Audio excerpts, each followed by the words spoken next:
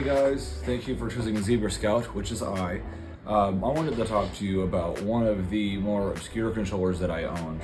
Now, when I say obscure, I don't mean like, it goes to like the weirdest whack out of nowhere console, right? What I'm talking about is just a controller you wouldn't expect to have existed for a console you wouldn't have expected to have for it to have existed for.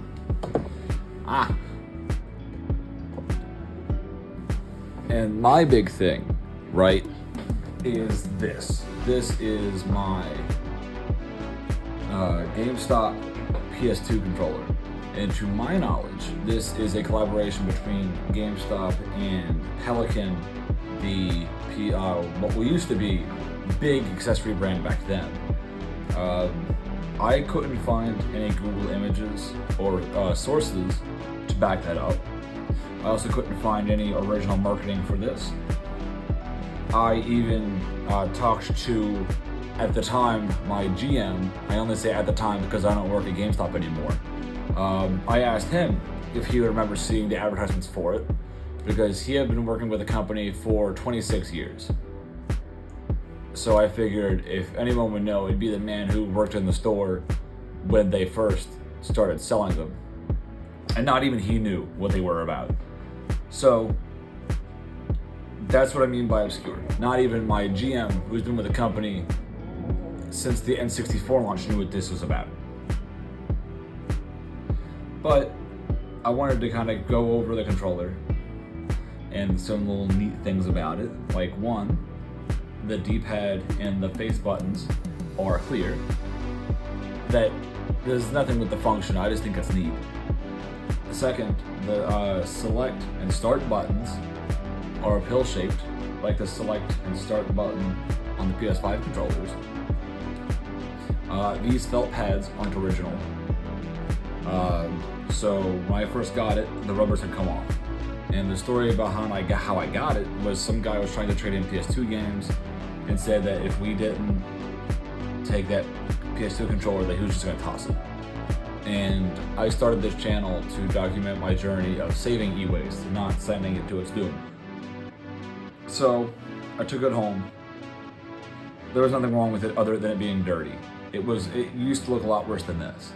So I took it apart and I cleaned it. I tried finding replacement sticks for it everywhere. I couldn't find them. But that's not the point of this video. The point is there's something else about this controller that's really funky, and that's the triggers and how they're set up.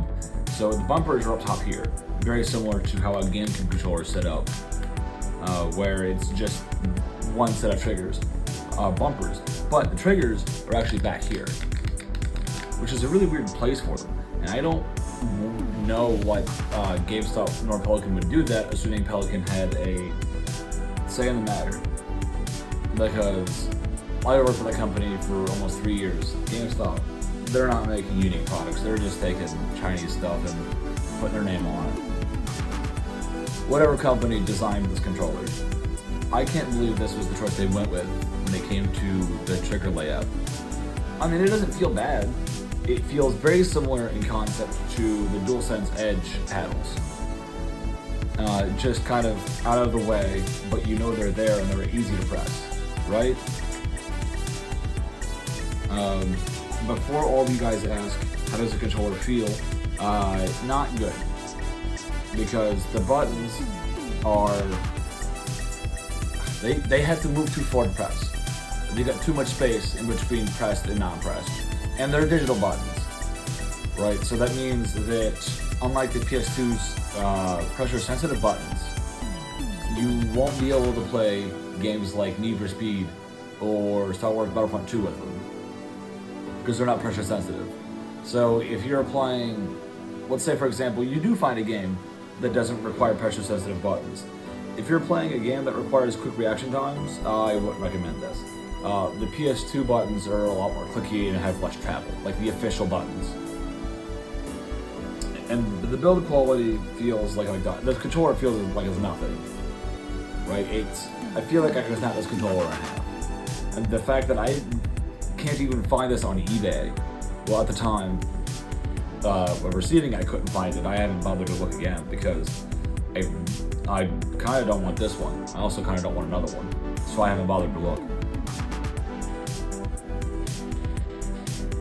And for those of you who own a PS2, you'll know that a lot of the games actually capitalized on the pressure-sensitive buttons. So the fact that it doesn't have them means that you are pretty much stuck with a few games, because a lot of them used it, and a lot of them refused to work without it. And you are pretty much playing PS1 games on a PS2, which is fine, I guess, but this was advertised as a PS2 controller. And you know it's a PS2 controller because you can turn analog on and off. That's the biggest difference. You could tell if something was a PS2 controller or not, or a PS2 or a PS1 controller, if it gives you the option to turn analog on and off. But other than that, I don't have much to say about it, other than the fact that it's not a good controller. You know, that GameStop made some wacky stuff. Anyways, I'm sorry for this video being so short. I am exhausted, and I just wanted to give you guys something to watch while eating or something. I thank you so much for watching.